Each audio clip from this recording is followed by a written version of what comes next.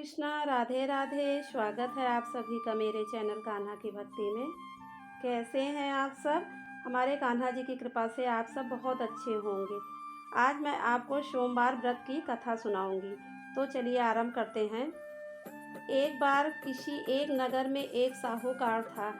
उसके घर में धन की कोई कमी नहीं थी, लेकिन कोई संतान न होने के कारण वह बहुत दुखी था। संतान प्राप्ति के लिए वह हर सोमवार को व्रत रखता था और पूरी श्रद्धा के साथ शिव मंदिर जाकर भगवान शिव और माता पार्वती की पूजा किया करता था। उसकी भक्ति देखकर एक दिन माता पार्वती प्रसन्न होकर भगवान शिव से साहूकार की मनोकामना पूर्ण करने का निवेदन किया। पार्वती जी के आग्रह पर भगवान शिव ने कहा कि हे पार्वती, इस संसार में हर प्राणी को उसके कर्मों का फल मिलता है और जिसके भाग में जो हो उसे भोगना ही पड़ता है। लेकिन पार्वती जी ने साहूकार की भक्ति देखकर उसकी मनोकामना पूर्ण करने की इच्छा व्यक्त की। माता पार्वती के आग्रह पर शिव जी ने साहूकार को पुत्र प्राप्ति का वरदान तो दे दिया, लेकिन उन्होंने बताया कि यह बालक 12 वर्ष तक ही जीवित रहेगा। माता पार्वती और भगवान शिव की बातचीत को साहूकार सुन रहा था, इसलिए उसे ना तो इस बात की खुशी थी और ना ही दुख। वह पहले की ही भांति शिव जी की पूजा करता रहा। कुछ समय के बाद साहूकार की पत्नी ने एक पुत्र को जन्म दिया। जब वह बालक 11 वर्ष का हुआ तो उसे पढ़ने के लिए काशी भेज दिया गया।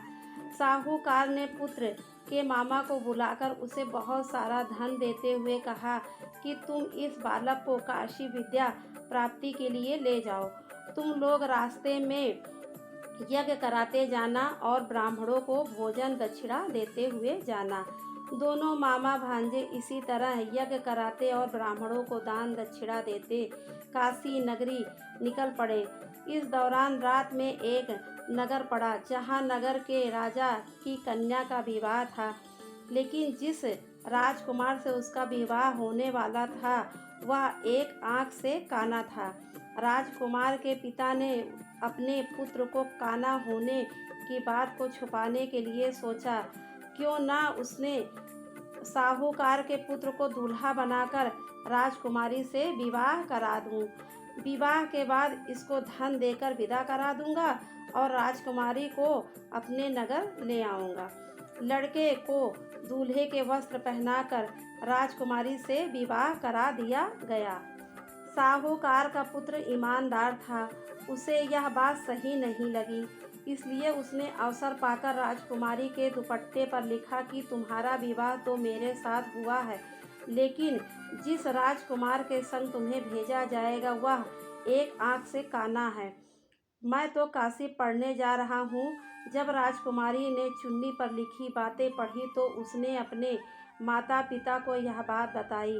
राजा ने अपनी पुत्री को विदा नहीं किया, फिर बारात वापस चली गई। दूसरी ओर साहूकार का लड़का और उसका मामा काशी पहुँचे और वहां जाकर उन्होंने यज्ञ किया। जिस दिन लड़का 12 साल का हुआ उस दिन भी यज्ञ का आयोजन था। लड़के ने अपने मामा से कहा कि मेरी तबीयत कुछ ठीक नहीं है,